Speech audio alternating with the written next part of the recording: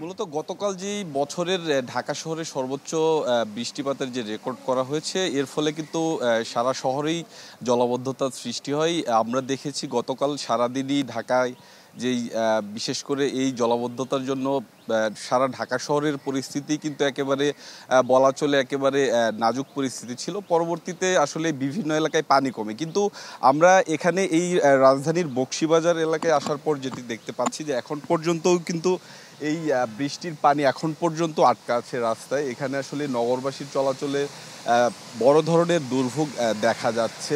নগদের কাছে সব গ্রাহকই প্রিয়, তাই তো সারা দেশে ক্যাশ আউট চার্জ সবচেয়ে কম। আরেকটি বিষয় যদি আপনাকে জানিয়ে রাখি যে এখানকার লোকজন যেটি বলছেন যে বেশি যখন ভারী বৃষ্টিপাত হয় তখনই কিন্তু আসলে এই এমন জলাবদ্ধতার সৃষ্টি হয়। তবে এই বছরের এই বর্ষাকালে এবারই কিন্তু যেহেতু আবহাওয়া অধিদপ্তর বলছে যে এই বছরে এখন পর্যন্ত সর্বোচ্চ বৃষ্টিপাত রেকর্ড করা হয়েছে গতকাল, তার ফলেই কিন্তু এই জলাবদ্ধতার সৃষ্টি। এখন পর্যন্ত আসলে আমরা এখানে আসার পর এই জলাবদ্ধতা নিরসনের জন্য সিটি কর্পোরেশনের কোনো উদ্যোগ এখন পর্যন্ত আমরা আসলে সেভাবে দেখতে পাইনি।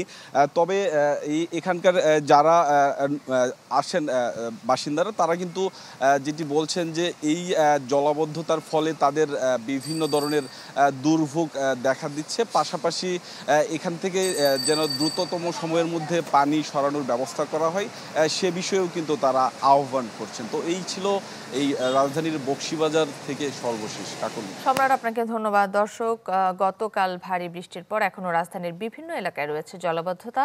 বকশীবাজার থেকে বিস্তারিত জানাচ্ছিলেন সম্রাট হোসেন।